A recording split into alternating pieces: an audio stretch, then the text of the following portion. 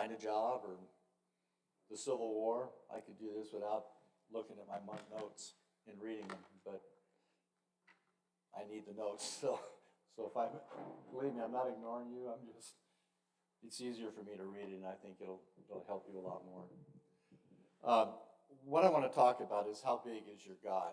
And I've been reading in my devotions. It's kind of ironic that what we're talking about today showed up in my devotions just yesterday. Some of the scripture in the last couple of days, the parables and those kinds of things. And and it kind of fits into the message that I'm talking about, how God can guide us and lead us, and we don't even know He's doing it. And so it just kind of fit in that perspective as well. But anyway, as I said, how big is your God? And in Mark 11:22-24, then Jesus said to the disciples, have faith in God. I tell you the truth, you can say to this mountain, may you be lifted up and thrown into the sea, and it will happen. But you must really believe it will happen and have no doubt in your heart. I tell you, you can pray for anything, and if you believe that you've received it, it will be yours. Now, one of the themes for what we're going to talk about today is some of these things are going to happen in our lives that maybe we didn't ask for. But God knew He had a plan for us. And so that's kind of being part of the theme as well. And I have a story here. And by the way, a lot of this information came from three pastors, and unfortunately I meant to write their names down and I forgot. But I got a lot of these, my research, I found some very interesting things, stories. And I've always been a storyteller. There is and I'm sure you know about this because you've probably done it at Corbin, but there's a test that they give to a lot of the colleges, especially Christian colleges, and then you find out what your number one gift or trait is. And mine happens to be context. And context is where you tell stories. You live in the past. You know, I was a history teacher, and so that's kind of where I come from. I had a colleague. She was I can't remember the term they used for this particular person, but hers was she could work the crowd. She could walk in here right now, and she'd have you all dancing and doing whatever. We used to go to a conference, and she'd walk into the conference, and she'd walk up to an employer and says, "Hi, my name's blah blah blah, and I have some students at our university, at Point Loma Nazarene University, and I guarantee you need to talk to them because you will want to hire them." And I'm standing there going, "Wow," because that's not me. Okay, so we all have our strengths and our weaknesses and that kind of thing. Well, I think God knows how to use those. He knows what to do with those, and we just have to be willing to give Him that chance. Well, here's the first story. There was a shopkeeper who lived in New York City. He opened his shop and got married at the age of 20. His shop and his apartment were several blocks apart, so he rode the subway each morning to go to his business. He was very devoted to his business. He opened at 9 and closed at 6, Monday through Saturday. He always fixed his lunch and ate in the shop. He stayed inside his apartment all day on Sunday, and usually in bed resting because he was a frail man and he was always exhausted when Sunday came. He had a daily routine that you could set your watch on. He got up the same time every morning, went through the same routine, getting ready, ate the same breakfast, left his apartment, and at the same time rode to the subway, opened his shop, closed his shop, rode the subway, ate supper, went to bed, and then did it all over again the next day. He did this for 50 consecutive years before he died. He never once ventured from his daily routine. He never took a day off for a vacation. He lived his entire life in New York City, and yet he had never walked down Fifth Avenue or seen a Broadway play. He never visited Times Square or Lady Liberty. Not once did he ride to the top of the Empire Building or visit the Metropolitan Museum. I've been to all of those but the museum, and I've only been to New York once. So it kind of tells you where this gentleman was coming from. When this man referred to New York City as being his city, he was actually referring to a very small part. The part that he knew and experienced, but there was so much more that he never knew. This man's concept and perception of the city, which was based on his experience, was very small. So, how do you think of God yourselves? Do you see him as an unhappy God with lots of problems? Or do you see him as the awesome creator of all things, who is in all and above all? He is not unhappy and he has no problems. He is the eternal one, the infinite one. There is no limit to his love, mercy, grace, power, and resources. The more he gives, the more he has to give. He is the God who can supply all your needs, no matter how great those needs are. So the question then is, how much of God do we know? Are we not like the shopkeeper? So, take a second, think back, many of us are retired and so forth. What was your life and how did you respond to something like this? Our concept of God is important when it comes to prayer. We need the faith of the Hebrew children, Shadrach, Meshach, and Abednego, who replied, "O Nebuchadnezzar, we do not need to defend ourselves before you. If we are thrown into the blazing furnace, the God whom we serve is able to save us. He will rescue us from your power and your majesty. But even if he doesn't, we want to make it clear to you, your majesty, that we will never serve your gods or worship the gold statue you have set up." They had faith in a big God. They said, "The God we serve is able. Amen." They had faith. Do we have faith in God, a big God, a mountain-moving God? And every time I read that passage about them doing that, I'm going, I'm trying to put myself in that situation, and I have a hard time believing that I'm not going to be scared, upset, mad. You see what I'm saying? And it would be an interesting thing to imagine. And I think of a movie that I watched once with James Cagney, where he was going to the electric chair or whatever, and I'm trying to remember who the actor was. Anyway, he came in and he asked him to be scared, to be frightened, to be mad, because this was a big tough guy, and he was going to go in and show them, I can even handle death without anybody telling me I can or I can't. Well, the priest came in, and when he went, many of you have probably seen the movie, and he walks up towards, and then he starts crying and getting mad and going on his knees and don't do this and blah, blah, blah, blah. And then, of course, he goes to his death. Well, that wasn't his intention, but he was doing it because there were a bunch of teenagers in the neighborhood that he had been helping to be criminals. And he was trying to show them, maybe this isn't the way to live. Now, that's a movie. I realize that.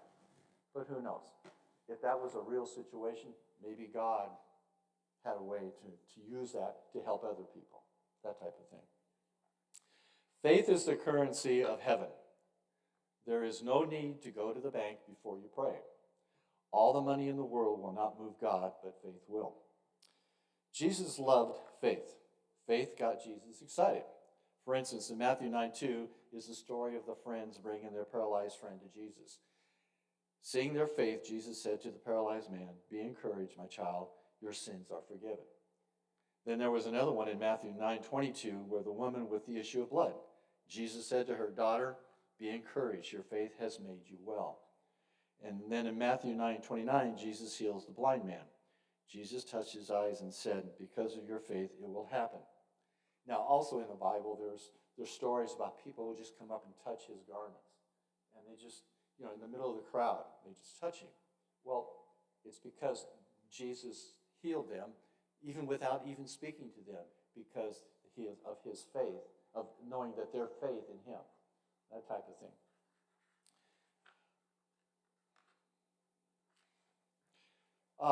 There was another story that I found that I think we've all probably, especially moms and dads, in different situations. And it was about a dad who was going to build a playhouse for his children, his two daughters, little girls, little daughters.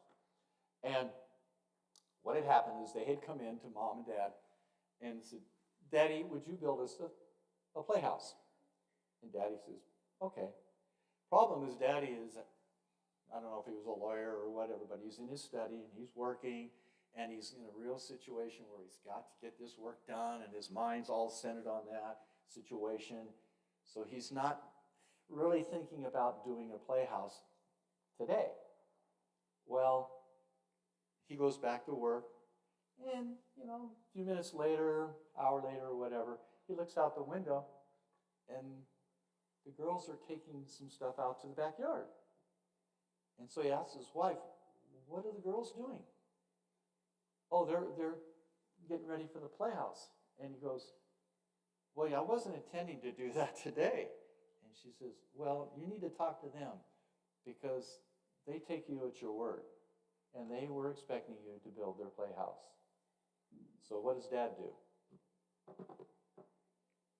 He tries to go back to work and he couldn't do it. He gets up, tells his wife, I'm going to the hardware shop and I'll be back. So what happened? Those girls had faith in Dad. That Dad would do what he said he would do. And that's kind of an illustration that what we're supposed to do as far as God has a plan for us. He has some things he wants us to accomplish and to do. And sometimes it just pops in your head and you got to do it. I'll give you an example. Driving home from church last week, I was just driving along, and a guy named John Block, who played for the Chicago NBA team many years ago.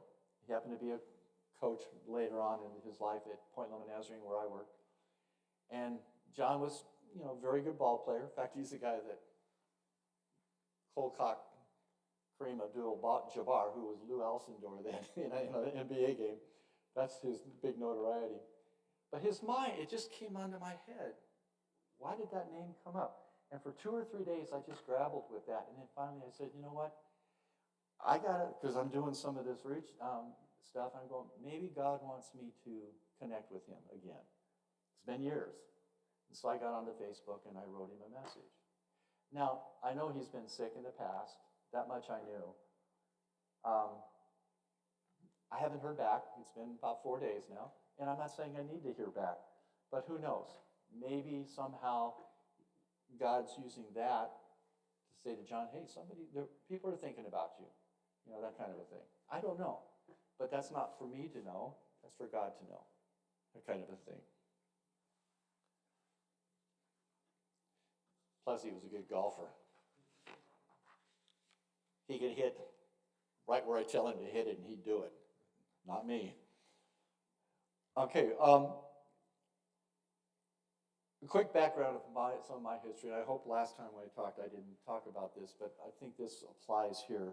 And I tried not to do too much personal stuff this time, but when we were attending South Salem many years, the late 80s, early 80s, excuse me, in the late 70s, I was laid off at Jefferson High School down in Jefferson, Oregon.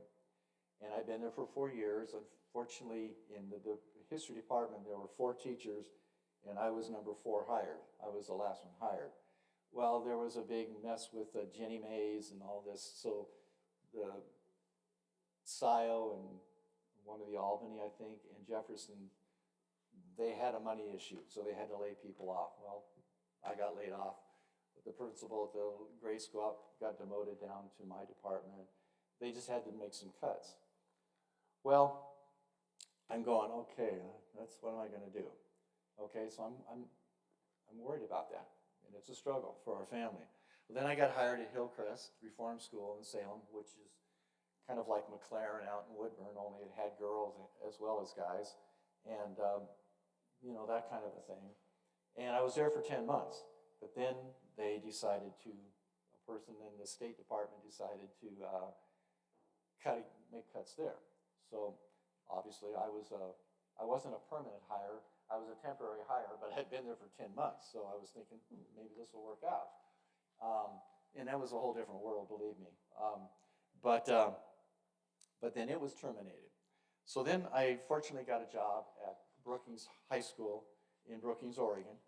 And, I was a high school counselor, coach, and history teacher. Um, and it was just how things kind of worked through. What I didn't mention is, in the middle of all of that, our son Jason died of leukemia. And so I'm being laid off. I'm at that reform school. I get a call from Pastor Thornburg that Jason had died. And I mean, I was very ill, was not expected to live. He drove me all the way up to the hospital and so on and so forth. So you're putting all of those things over those 4 or 5 years together, it can be a real tragic. Well, then out of the blue, I hear about a job at Point Loma Nazarene University. I was there for 26 years. Okay? So we move up down to San Diego and do all that. And my point I'm trying to get at here is, yes, you have struggles, you have problems, you have issues, you live with tragedy, but God has a plan. And I honestly believe that his plan was to somehow get me to San Diego. And if we hadn't gone to San Diego, we wouldn't be living in a house today because we wouldn't have been able to afford it. That's the only advantage to living in California is things sell really high and you can make money that way even though they're not worth what you pay, believe me. In the scriptures, we see that God can take our choices, even our evil choices, and choreograph them for his purposes. You don't have to be a famous figure in the Bible like Esther. Remember Esther? She ended up as a queen, and if she hadn't been in that position, all of the Israelites may have been killed, may have been massacred. But she was able to find a way to help make that not happen, and God used her to do that. And then, of course, we talked about Joseph last time I was speaking, and his brothers put him in, sell him. Eventually, the famine hits, and if it hadn't been for Joseph being there and being in power, what might have happened to the Israelites again? Because Joseph was there, he prevented that from happening. And then, of course, Mary. I mean, think about it. Can you imagine an angel or somebody coming to you and telling you that you're going to have a child and you've never had any relations? How do you believe things like that? Well, she had faith, and God used her for the ultimate person this world's ever seen in providing us with Jesus. And the main faith that we have comes through him. Proverbs 16:9, that in our heart we plan our course, but the Lord ultimately determines our steps. The question, do we believe that God is using our free choices and is fulfilling his destiny through us in his perfect time? J.L. Packer, a respected theologian, points out that we are free in our choices, and yet God sovereignly uses our free choices to achieve his perfect purposes. It is a paradox that we can't understand with our human minds, but we accept in faith. God is sovereign. God is shaping history. You don't even have to be a person who necessarily believes in God, the God of Abraham, Isaac, and Jacob, to have God shape your destiny. And I'm going to read you a story about Steve Jobs. Okay? Most of you probably know who that is. He was not a Christian. Believe me, he wasn't. But God has plans for all of us. He has plans for the world. And this is an example. Steve Jobs was a person who didn't believe in a personal God, but did believe that there was some good force in the universe, some benevolent power that was shaping life. In 2005, he gave a graduation speech at Stanford in which he recounted his story of being born to an unwed mother who put him up for adoption, an adoption that almost didn't happen after his biological mother found out his adoptive parents weren't college graduates. So what happens? Eventually he goes to college and he drops out. But then he learned about typefaces and took a calligraphy class at Reed College in Portland.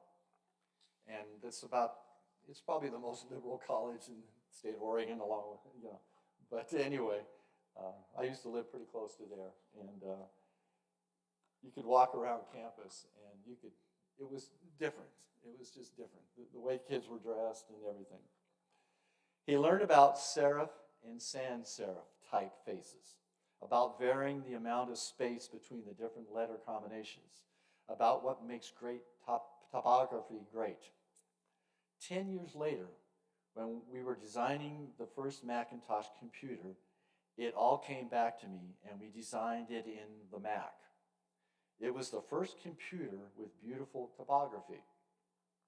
And he says, if I had never dropped in on that single course in college, the Mac would have never had the multiple typefaces or proportionality spaced fonts.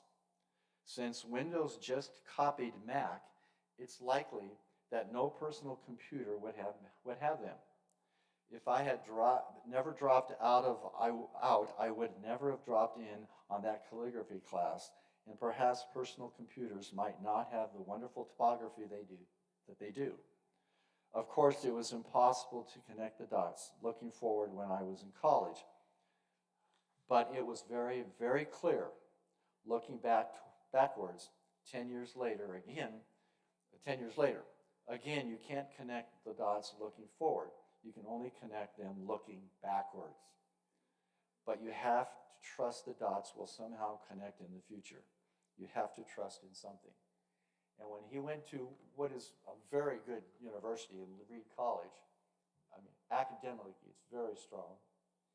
And yet he decided that what he wanted to take was a calligraphy class. Well, it just so happened that at that time, calligraphy class was rated as the #1 calligraphy, it's hard to say, calligraphy class in the United States at any of the universities. Reed College had that kind of a reputation for that. And it has a strong reputation even today. It's a very, very good university educationally. So God was able to use him through one college course to accomplish what we have today computer-wise. Now, we can talk about how important computers are in some ways and how they're not, but that's not the issue. The issue is he was used to create what most of us use today. That something, that something should be good.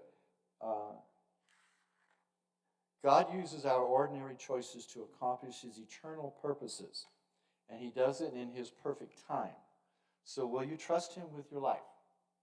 The one who created the universe and who runs everything can do a better job architecting our life than we can ourselves.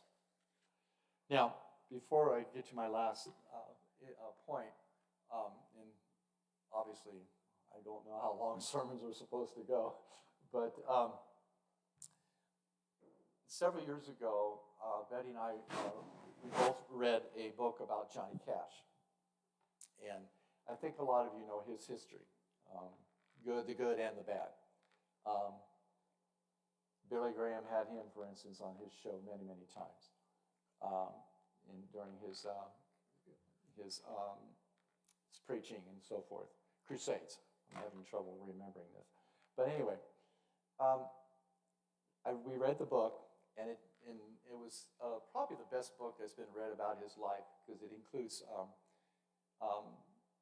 information from his own son. So we're pretty sure that it's a very accurate written book, or the son wouldn't let it, he would be upset about it being published and so forth. So Betty and I read that, and there was a story that came out of it that I think you're going to find interesting about it's kind of a synopsis of many things that he went through up in the Bakersfield area one time, and of course what happened on his trips trying to get to the concerts, his next concerts, and those kinds of things. But and we've got pretty much all of it. I've got pretty much all of his music, including his final album, which was pretty much a gospel album. And one of probably his most popular songs that he ever wrote and sung is with his daughter on that album. and it was probably a very, very short period of time before he passed away. But anyway, I think you'll find this very interesting.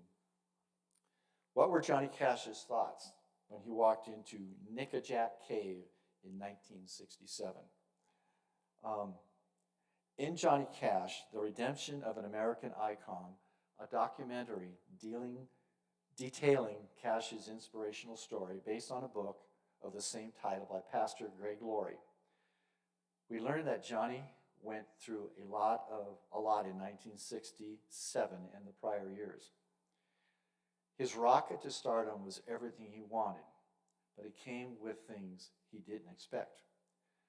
Cash loved performing, but thought that life on the road was boring. During one tour, another musician gave Cash a pill, amphetamine, to keep him going, and Cash called the drug a godsend. Now, you have to understand, back in those days, they get on the bus or whatever, and they would drive. So they might leave Tulsa, Oklahoma, and have to be somewhere in Colorado the next day or whatever. So they're basically driving in a bus all night. And it's hard to come down. Steve knows a little bit about this, I'm sure. When you do a concert or whatever, it's tough to come down from that. Okay? And so, you're on the bus and you're probably drinking beers, and by the time it's 2, 3, 4 in the morning before you even go to bed, if you can go to bed. And in many cases, musicians, they just have trouble going to sleep. They just can't do it. And so this pill was supposed to help him with those anxieties and all that other stuff. Cash would eventually become addicted to amphetamines and alcohol, drinking between 12 and 14 beers daily. The drugs made him forget things, so Cash started missing shows. Cash called it a scatterbrain period because his health was deteriorating and his music wasn't charting. Cash said he would stop taking the pills for a short time, but he started feeling bad again, so he started the drugs again. He was arrested in 1965 for drugs, going through a divorce, and missing shows. He also broke out the lights at the Grand Ole Opry and burned down trees in California by setting a car on fire. Overall, Cash felt like his life was going in a downward spiral. Now, Betty and I have been to the Grand Ole Opry, and maybe some of you have too. It's a beautiful place, but you can't imagine anybody doing something like that. And I don't even know how he broke out the lights. He must have thrown something. Well, anyway. While visiting Chattanooga, Tennessee in 1967, Cash took a trip to Nickajack Cave with a flashlight and said he would go in the cave for as long as the flashlight would burn. His intention in visiting the cave was to commit suicide.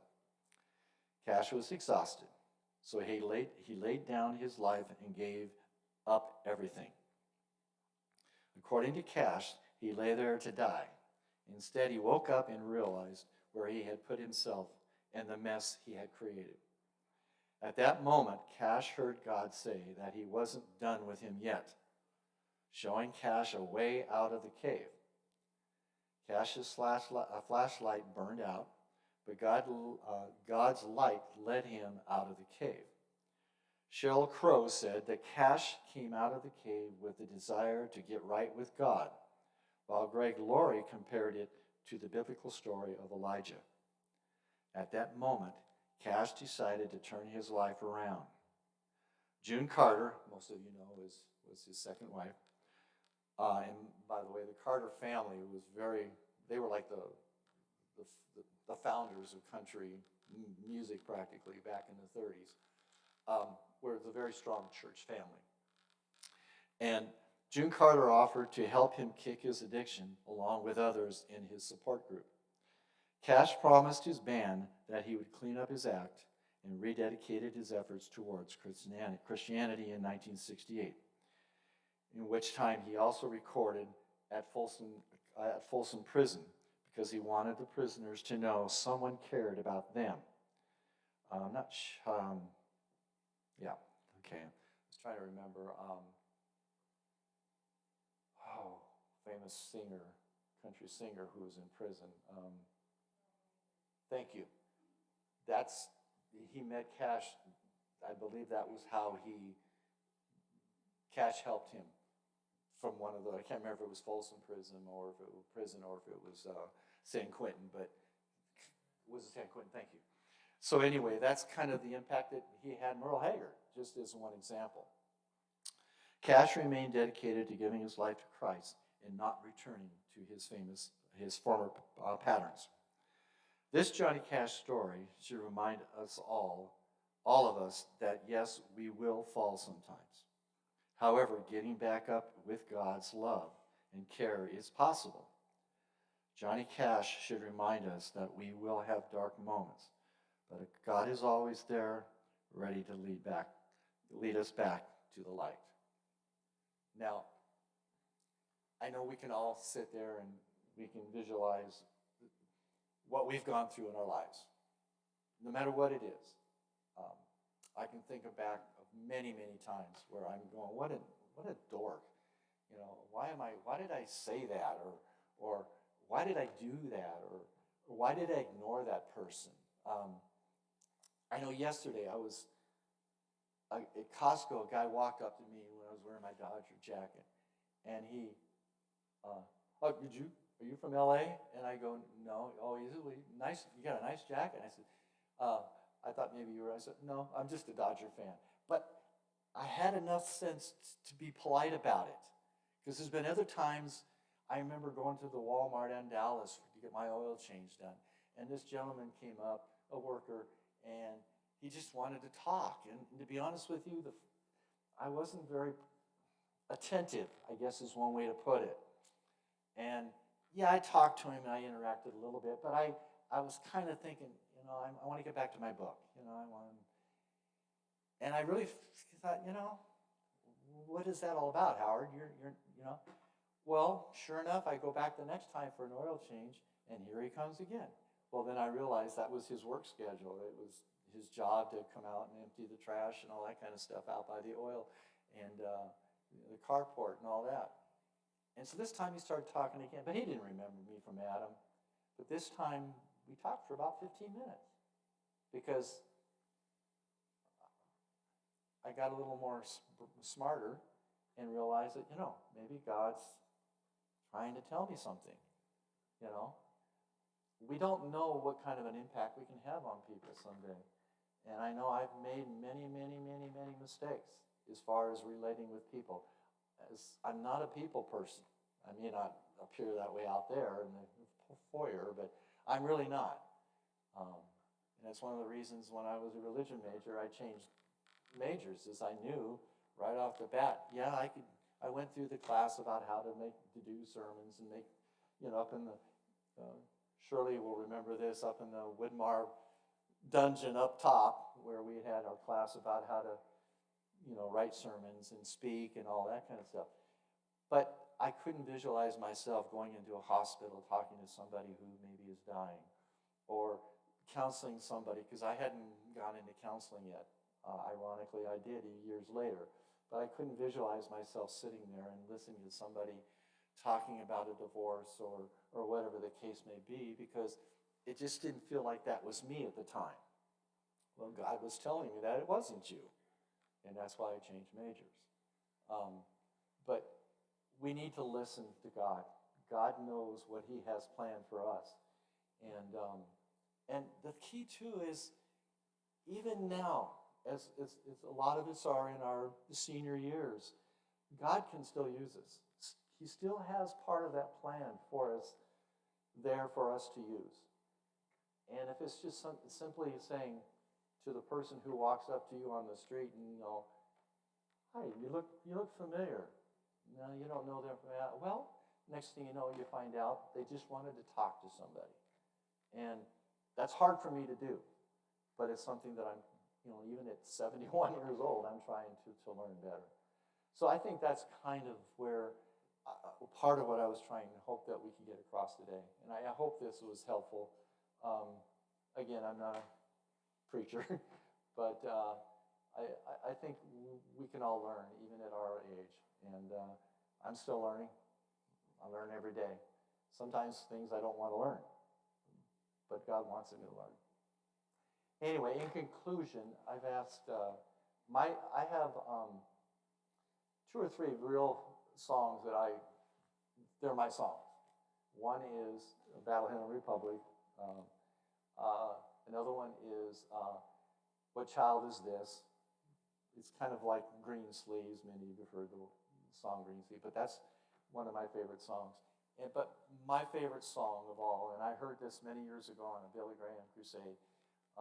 Anybody know who Ethel Waters is? Ethel Waters. She lived at a time in the 30s, 40s, 50s, all up into the 60s, 70s, 60s. I'm not sure when she passed away, but she was in Billy Graham's crusades. Here's a black lady who obviously lived at times when it wasn't, you weren't treated well. I don't know if I can't remember if she was from the South or just where she was from, but she was a very lovely, strong, Christian lady. She was an actress, but mostly a singer. And but she sang a song that when I heard that, it instantly became my favorite. And it's His Eye is on the Sparrow. So that's our prayer for today, and I thank you for listening. So why should I feel discouraged